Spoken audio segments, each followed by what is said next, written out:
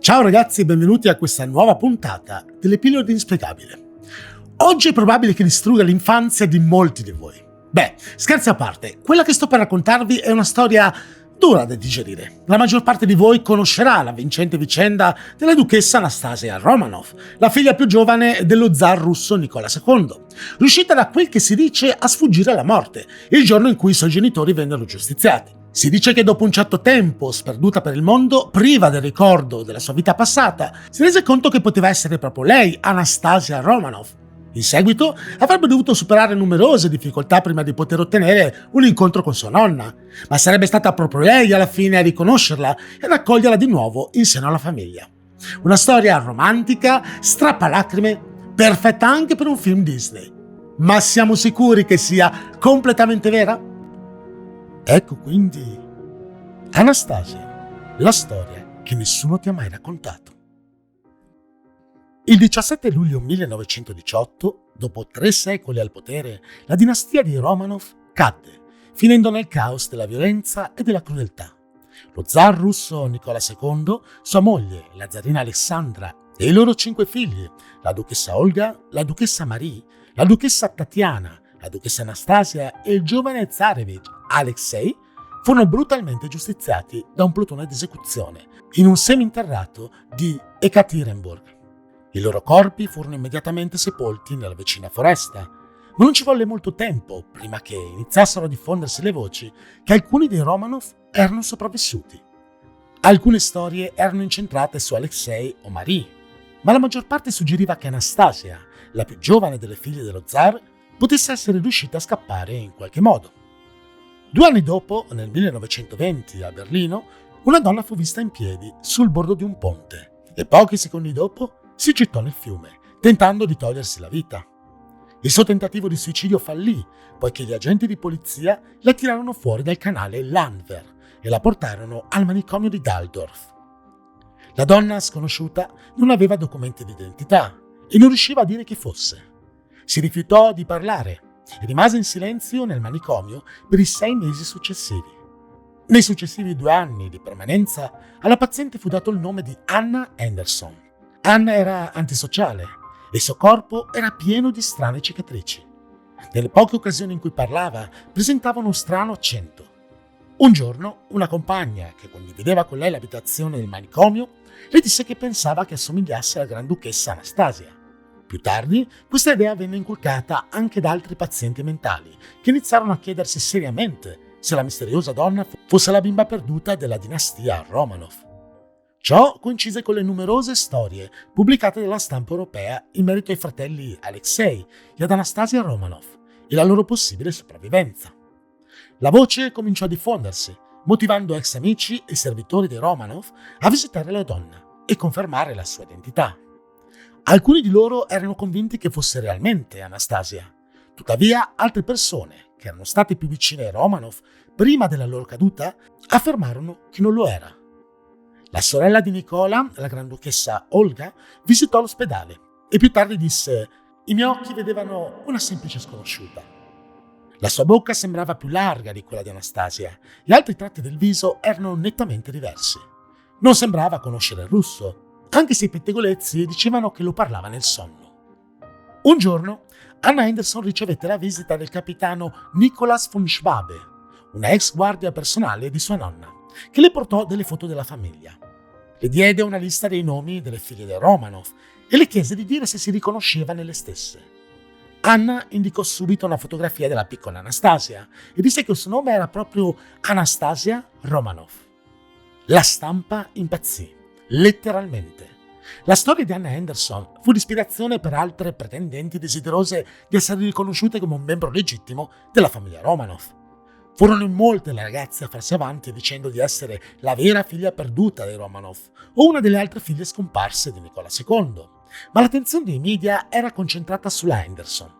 Quando lasciò l'ospedale, lo fece circondata da un branco di sostenitori che convalidavano la sua identità Romanov, ma non erano pochi coloro che rifiutavano fermamente di accettarla. I suoi sostenitori, alcuni di loro simpatizzanti monarchici, iniziarono ad ospitarla nei loro palazzi. Era sotto costante sorveglianza sia del controspionaggio sovietico che di investigatori privati. La Henderson esprimeva spesso rabbia se veniva interrogata sul suo passato, anche dalla sua piccola cerchia di confidenti. Quando le venivano poste troppe domande sulla sua identità, dava risposte criptiche o piangeva istericamente per evitare di offrire un resoconto preciso sul suo passato di duchessa. Una persona che sondò ulteriormente l'identità della Henderson fu l'ispettore Franz Grünberg, che contattò la zia di Anastasia, la principessa Irene di Prussia, ed organizzò una cena per lei e la Henderson a casa sua. Irene era riluttante, ma finì per accettare. Alla fine dell'incontro i suoi dubbi erano stati confermati. Irene fu presentata ad Henderson con un nome falso e si sedette di fronte a lei al tavolo da pranzo. La presunta Anastasia non diede segno di riconoscerla, neppure per un istante, e lasciò il tavolo quando fu interrogata in merito a questo fatto. Poi giustificò questo suo atteggiamento scontroso e maleducato dicendo che era stato causato dalle pressioni fatte su di lei nel momento in cui era stata messa in dubbio per l'ennesima volta la sua identità. In seguito continuò a cambiare residenza, viaggiando tra i vari castelli e case reali dei suoi sostenitori. Nel 1927 incontrò il figlio del dottor Yevgeny Botkin, assassinato con i Romanov a Ekaterinburg, Gleb Botkin, che divenne il più grande sostenitore della Henderson e che in seguito le fornì un avvocato. D'altra parte, i veri parenti di Anastasia mantennero le distanze. Sua nonna non accettò mai di incontrarla e non si pronunciò mai in merito alla controversia. Ciò che ci viene mostrato nei film o nelle opere teatrali è frutto di una semplice fantasia romantica. Ciò che sarebbe successo in seguito ebbe più a che fare con la legge e i tribunali che con incontri strappalacrime tra nonna e nipote. La situazione si fece pesante quando i parenti della defunta famiglia reale combatterono in tribunale contro la rivendicazione legale della Henderson sulla fortuna dei Romanov, una fortuna di cui nessuno ha mai confermato l'esistenza dopo la Prima Guerra Mondiale. Botkin assunse l'avvocato Edward Fallows per dimostrare che la Henderson era la Granduchessa Anastasia, iniziando la più lunga causa legale della storia tedesca. Il punto di svolta di questa saga dell'identità reale arrivò con le prove che non erano di certo favorevoli alla Henderson. Nel 1927 un giornale di Berlino pubblicò un rapporto investigativo dove si diceva che il vero nome di Anna Henderson era Franziska Szankowska e che era un'operaia polacca. Secondo questo rapporto, Szankowska sarebbe stata ferita in un'esplosione in fabbrica. Dopo quel tragico fatto, sarebbe stata dichiarata scomparsa. Si spiegavano in questo modo anche le sue strane cicatrici. La cronologia di questo evento coincideva con l'arrivo di Henderson a Berlino. Inoltre, il fratello di Szankowska, Felix, sosteneva fermamente che la Henderson era sua sorella. La donna rifiutò tutte queste affermazioni, ripetendo tranquillamente di essere Anastasia Romanov. In seguito si trasferì negli Stati Uniti, si sposò e visse il resto della sua vita lì, fino al 1984, quando morì di polmonite. Quindi, chi aveva ragione?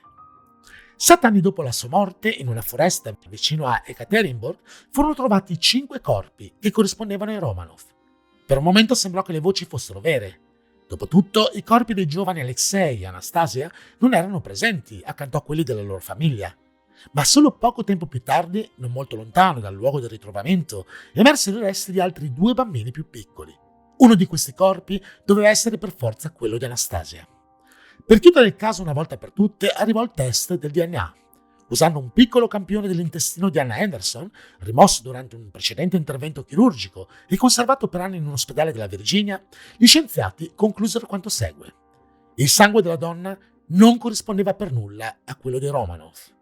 Il DNA corrispondeva invece a quello di Franziska Szankowska. Quindi, ragazzi, la storia di Anastasia non è nient'altro che un racconto affascinante, più simile ad una favola che alla realtà. Il problema è che continuano a mostrarcela come una verità assoluta. La piccola Anastasia purtroppo fu giustiziata insieme alla sua famiglia e Anna non era altro che una donna desiderosa di mettere mano sulla fortuna dei Romanov. Oppure era davvero arrivata al punto da credere alla bugia che avevano creato per lei. Non dobbiamo dimenticarci che passò anni in un istituto psichiatrico. Poteva essere giunta al punto da crearsi quella falsa identità. Nel profondo, Anastasia era chi credeva davvero di essere? Fatemelo sapere in un commento. Se ti è piaciuto il video, iscriviti al canale, lascia like o condividilo con i tuoi amici. Un saluto e al prossimo video dell'Inspiegabile.